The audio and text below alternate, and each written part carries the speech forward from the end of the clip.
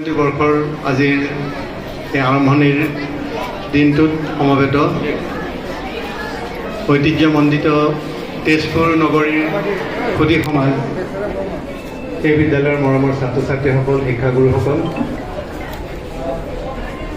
অসমৰ ভাষা সংস্কৃতি সাহিত্য সংগীত সকলো দিশৰে পীঠস্থান উষা অনিৰুদ্ধৰ ঐতিহ্য জড়িত এই তেজপুৰ নগৰীত আহিবলৈ পাই বা মোক ইয়ালৈ নিমন্ত্ৰণ কৰি অনাৰ বাবে আপোনালোকক প্ৰথমতে মই কৃতজ্ঞতা জ্ঞাপন কৰিছোঁ। আৰু ইয়াত মোক মুখ্য অতিথি হিচাপে লিখা হৈছে আৰু আপোনালোকে বহুতে কৈছে যে মোৰ বক্তব্য শুনিবলৈ অপেক্ষা কৰি আছে, কিন্তু আপোনালোকে এটা কথা মই প্ৰথমতে কৈ দিওঁ, মই আচলতে এজন বক্তা নহয়, ভাষণ দিয়া অভ্যাস বিশেষ নাই, বৰ ভালো নাপাওঁ। কিন্তু এতিয়া দায়িত্বৰ খাতিৰত যিহেতু এটা অনুষ্ঠানৰ দায়িত্ব বহন কৰি আছে, সেইকাৰণে যাবলগীয়া হয়, ক'বলগীয়া হয়। কিছু কিছু কথা আপোনালোকক কম বুলি ভাবিছোঁ। বিশেষকৈ মই যিহেতু এজন মাতৃভাষা মাধ্যমৰ প্ৰবক্তা, এডভকেট, গতিকে মূলতঃ মই এই বিষয়ে কোৱাটো মোৰ দায়িত্ব বুলি ভাবিছোঁ। কিন্তু কথাখিনি কোৱাৰ আগতে মই এটা কথা অতি বিনয়েৰে আপোনালোকক ক'ব খোজোঁ যে ইয়াত সমবেত যিখিনি ব্যক্তি সুধীবৃন্দ, ইয়াত বিভিন্ন ধৰণৰ বিশ্বাসৰ মানুহ থাকে, বিভিন্ন ধৰণৰ আদৰ্শত বিশ্বাস, বিভিন্ন ধৰণৰ কৰ্মপন্থাত বিশ্বাসী মানুহ থাকে। কোনোবাই মাতৃভাষা মাধ্যমত পঢ়াইছে ল'ৰা ছোৱালী, কোনোবাই ইংৰাজী মাধ্যমত পঢ়াইছে।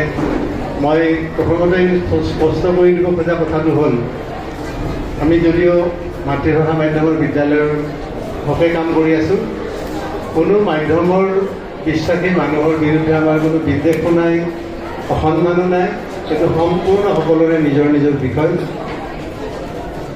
আৰু মই যিখিনি কথা ক'ম জাতীয় বিদ্যালয়ৰ পটভূমিত মাতৃভাষা মাধ্যমৰ কথা বা প্ৰয়োজনীয়তা, এইখিনি সম্পূৰ্ণ এক বৈজ্ঞানিক দৃষ্টিভংগীৰে বস্তুনিষ্ঠভাৱে মই কোৱাৰ প্ৰয়াস কৰিম। গতিকে তাত যাতে কোনেও কথাটো ভুল নুবুজে। আমি 1994 চনত অসম জাতীয় বিদ্যালয়ৰ জন্ম দিছিলোঁ আৰু তাৰ কেইবছৰমানৰ পিছতে শোণিতপুৰ জাতীয় বিদ্যালয় আৰম্ভ হ'ল। তেখেতসকলে আজি ৰূপালী জয়ন্তী বৰ্ষত ভৰি দিলে। তাৰ বাবে মই এই বিদ্যালয়খনৰ লগত জড়িত যিসকল ব্যক্তি আৰম্ভণিতে আছিল, এতিয়াও লাগি আছে, সকলোকে আন্তৰিক অভিনন্দন জনাইছোঁ। অসম জাতীয় বিদ্যালয় বা বেচৰকাৰী খণ্ডত মাতৃভাষা বিদ্যালয় এখন কিয় জন্ম হ'ল? 1994 চনত মই তেতিয়া মেডিকেল কলেজৰ শিশু চিকিৎসা বিভাগত শিক্ষকতা কৰি আছোঁ।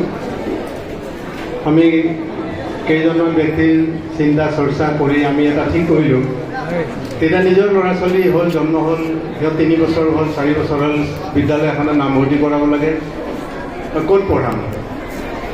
এটা কথা ঘটনাক্ৰমে আমাৰ সেই বন্ধু বান্ধৱ যিকেইজন আমি আছিলোঁ, সকলোৰে এটা কথা প্ৰবল এটা বিশ্বাস আছিল আৰু এটা দৃঢ়তা আছিল যে নিজৰ সতি সন্ততিক কিন্তু মাতৃভাষা মাধ্যমৰ বিদ্যালয়ত পঢ়াম, ইংৰাজী মাধ্যমৰ বিদ্যালয়ত নপঢ়াম। কিয় নপঢ়াওঁ?